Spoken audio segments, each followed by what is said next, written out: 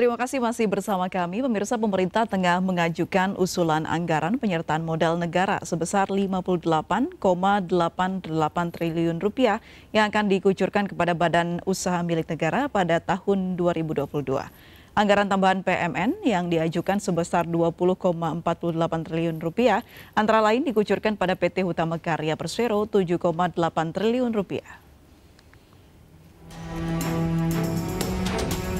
Pemerintah tengah mengajukan usulan anggaran penyertaan modal negara sebesar 58,88 triliun rupiah yang akan dikucurkan kepada badan usaha milik negara pada tahun 2022. Adapun total PMN semula yang diajukan sebesar 35,4 triliun rupiah yang akan diberikan kepada 5 perusahaan plat merah. 5 perusahaan BUMN yang menerima PMN di 2022 yakni PT Perusahaan Umum Pembangunan Perumahan Nasional Persero, PT PLN Persero, PT Hutama Karya Persero, PT Waskita Karya Persero, dan PT Adikarya Persero. Dana yang menyedot uang negara tersebut mayoritas digunakan untuk penugasan negara kepada BUMN penerima. Sementara anggaran tambahan PMN yang diajukan pada 2022 sebesar 20,48 triliun rupiah, antara lain PT Hutama Karya Persero 7,8 triliun rupiah, PT Bank Negara Indonesia Persero Tbk 3,5 triliun rupiah, PT Bank Tabungan Negara Persero Tbk 1,98 triliun rupiah, dan PT Aviasi Pariwisata Indonesia sebesar 7,5 triliun rupiah.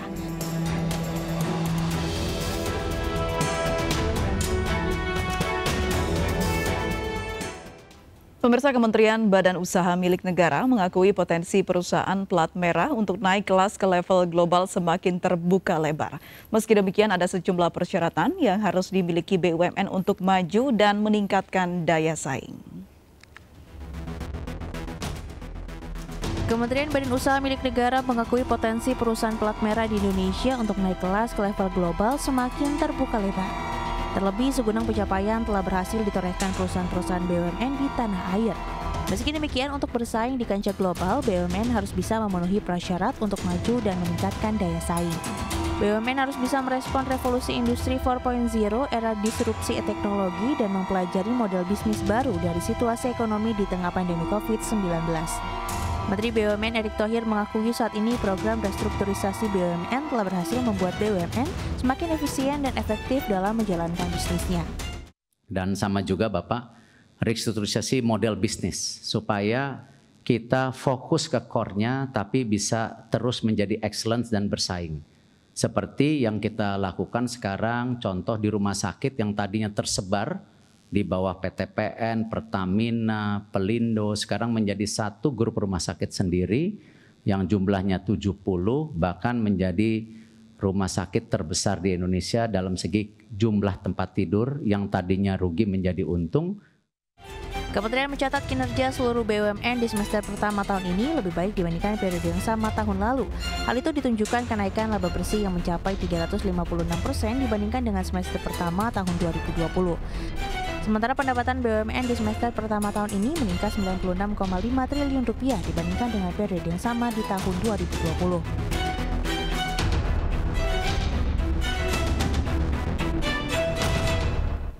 Pemirsa, Kementerian BUMN menegaskan tetap fokus pada upaya penyelamatan maskapai nasional Garuda Indonesia.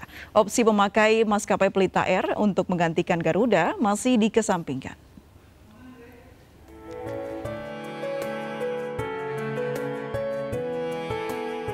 Penyelamatan maskapai nasional Garuda Indonesia dari ancaman kebangkrutan akibat utang masih terus dilakukan.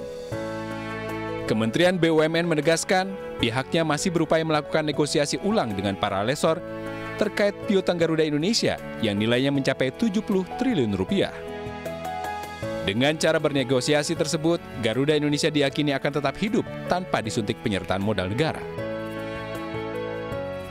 Hanya dengan cara negosiasi inilah, dengan yang pemilik piutang gitu ya terhadap Garuda, itu yang kita harapkan. Dan kalau ini berhasil, maka Garuda akan tetap bisa jalan gitu. Soal opsi mengenai Pelita itu nantilah ya. Yang utama itu sebenarnya adalah kita sekarang ini berusaha terus berjuang dan untuk bisa bernegosiasi dengan para lessor gitu ya, pihak-pihak yang memiliki piutang dengan Garuda, Itu yang utama. Sementara mengenai opsi Pelita Air yang diisukan akan menggantikan Garuda Indonesia, Kementerian BUMN menyatakan hal tersebut belum menjadi fokus utama Kementerian BUMN sebagai pemegang saham mayoritas. Dari Jakarta, Riki Anwardi, iNews melaporkan. Ya, untuk membahas mengenai upaya penyelamatan maskapai nasional Garuda Indonesia, kita sudah terhubung melalui sambungan Zoom dengan Peter Abdullah, Direktur Riset Center of Reform on Economics, CORE. Selamat sore Pak Peter. Selamat sore Mbak. Baik Pak Peter, untuk krisis keuangan yang sedang melanda Garuda Indonesia, pandangan Anda seperti apa Pak? Ya, sebenarnya permasalahan di Garuda ini sudah cukup lama ya. Dan Garuda ini ibaratnya sudah jatuh tertimpa tangga pula. Ya. Sebelum pandemi, kondisi Garuda itu sudah terpuruk, dan karena pandemi, ya jangankan maskapai penerbangan yang sedang terpuruk, ya. Maskapai penerbangan yang sehat-sehat pun di luar negeri seperti Singapore Airlines itu juga harus mengalami tekanan yang luar biasa akibat dari pandemi. Jadi kita bisa membayangkan bagaimana kondisinya Garuda ketika sedang mengalami keterpurukan, juga dihantam oleh badai pandemi, di mana jumlah penerbangan itu turun sangat drastis, bahkan sempat tidak terbang.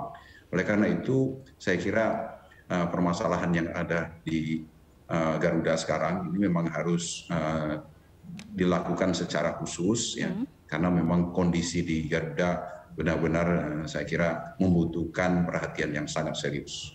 Baik, dalam sepengetahuan Anda Pak, seberapa parah sebenarnya krisis yang dialami Garuda? Nah, ini yang menarik ya. Sebenarnya kita sebagai orang awam saja misalnya, tentunya pasti akan bertanya-tanya. Karena Garuda itu adalah maskapai penerbangan kita yang terbaik, ya. Pilihan penerbangan bagi semua masyarakat Indonesia, kalau boleh memilih, pasti akan memilih untuk ikut terbang bersama Garuda. Terbang bersama Garuda itu adalah sebuah kebanggaan. Ya. Kalaupun masyarakat kemudian tidak memilih terbang bersama Garuda, itu dikarenakan pilihan harga. Karena memang harga tiket penerbangannya Garuda jauh lebih mahal dibandingkan penerbangan-penerbangan lainnya. Bukan karena jelek penerbangannya, justru karena kualitasnya yang bagus, Garuda itu sangat bagus, tetapi harganya mahal.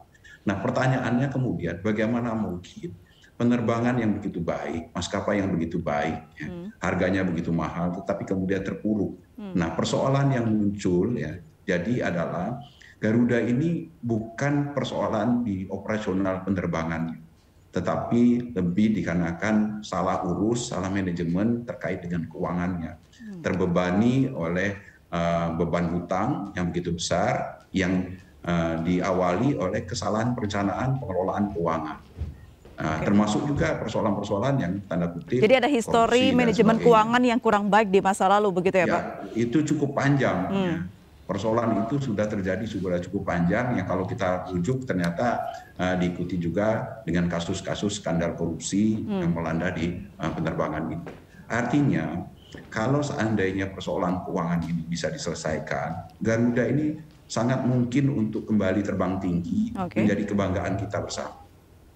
Baik, Pak, kalau bicara tadi mengenai bagaimana upaya kita untuk bisa menerbangkan kembali Garuda begitu yang menjadi kebanggaan kita bersama, apa upaya penyelamatan yang mungkin bisa dilakukan untuk menyelamatkan maskapai BUMN ini, Pak? Sebenarnya banyak opsi, ya. Opsi yang paling gampang ya tentunya adalah suntikan modal. Ya. Tetapi kalau kita melakukan suntikan modal, ini pasti akan banyak sekali pro cons-nya, ya. Kritik pasti akan banyak yang ditujukan kepada pemerintah. Tetapi sebenarnya itu yang paling mudah. Ya, mudah dalam artian kalau seandainya pemerintah punya uang. Tapi memang faktanya PMN tidak memilih Garuda untuk bisa menyuntikkan dana, ya Pak? Persoalannya adalah ya pasti akan dipertanyakan. Ini kan perusahaan, apalagi Pak Jokowi kemarin sudah mengkritisi BUMN-BUMN yang bermasalah jangan menjadi beban pemerintah. Ya. Nah, tapi ini kan sebenarnya adalah kebanggaan dan punya potensi besar. Ya.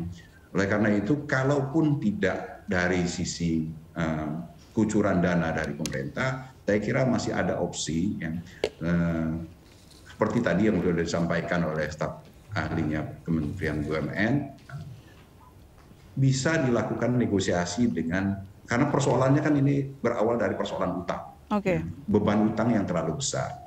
Jadi ini bisa dinegosiasikan, bisa dilakukan restrukturisasi utang, ya, yang kemudian dengan menghilangkan beban utang ini, maka Garuda itu bisa beroperasi secara normal lagi. Dan ketika dia tidak dibebani dengan utang, maka dengan fokus kepada penerbangan-penerbangan yang menguntungkan bagi Garuda, maka Garuda ini akan bisa mencicil, ya tanda kutip, mencicil semua kewajiban-kewajibannya dan bisa tumbuh lagi menjadi maskapai penerbangan yang sehat. Saya masih sangat yakin bahwasanya krediturnya Garuda itu akan bersedia untuk melakukan restrukturisasi kredit, restrukturisasi utang terhadap Garuda. Baik, untuk melakukan restrukturisasi hutang dan juga negosiasi ini, siapa yang paling mungkin bisa berperan? Apakah sesama perusahaan BUMN juga atau seperti apa menurut Anda? Ya, ini kan kalau kita lihat dari kepemilikannya, ya, kepemilikan dan utangnya, krediturnya Garuda ini kan banyak pihak. Ya. Saya kira itu yang harus dinegosiasikan utama, baru dengan BUMN. Ya. Kalau BUMN kan sebenarnya sepanjang mereka bukan kreditur, ya, kalau kreditur ya, itu pasti lebih mudah untuk kita bernegosiasi karena sesama BUMN. Tetapi kalau yang kreditur yang non BUMN ini tentunya perlu pendekatan khusus, ya. Tetapi saya masih meyakini seperti saya sampaikan tadi, dengan mempertimbangkan prospek ya yang masih dimiliki oleh Garuda sebagai penerbangan terbaiknya di Indonesia, saya meyakini sekali sepanjang proposal yang kita sampaikan kepada kreditur itu baik, mereka pasti akan menerima. Baik, Pak Peter, bicara soal negosiasi, ini yang paling dekat dengan Garuda Indonesia, salah satu BUMN yang paling dekat dengan Indonesia adalah Pertamina, begitu yang selama ini juga mensuplai aftur untuk Garuda Indonesia. Nah, muncul isu Pak mengenai menggantikan Garuda dengan Pelita Air. Apakah ini ada rencana di balik ini semua, Pak? Kira-kira menurut Anda? Itu yang menurut saya ini terlalu jauh, ya. Tidak pada levelnya. Pelita Air itu dengan Garuda Indonesia Air itu bukan levelnya, ya, jauh sekali, terlalu jauh untuk mengangkat Pelita Air naik ke level sebagai carrier flight-nya kita di Indonesia. Ya. Satu, Pelita Air lebih fokus kepada pesawat charter, sementara ini pesawat berjadwal, ya, dengan cakupan penerbangan yang begitu luas. Ya. Jadi saya tidak yakin justru itu akan menjadi solusi yang tepat. Saya khawatirnya justru kehilangan banyak apabila opsi itu yang dipilih. Atau mungkin Garuda Indonesia akan diakuisisi ke Pertamina, Pak, mungkinkah itu? Kalau itu menurut saya lebih make sense, ya, lebih memungkinkan. Kalau seandainya Pertamina men-take over sebagai dalam hal kepemilikan, ya, di mana Pertamina misalnya mengambil alih kepemilikan dari Garuda dan kemudian menyelesaikan semua kewajiban-kewajiban dari Garuda sehingga bisa membuat kondisi keuangan Garuda menjadi lebih sehat kembali. Baik, Pak Peter, kita tahan terlebih dahulu diskusi kita atau dialog kita. Kita akan jeda terlebih dahulu, tetap bersama kami pemirsa di MNC News.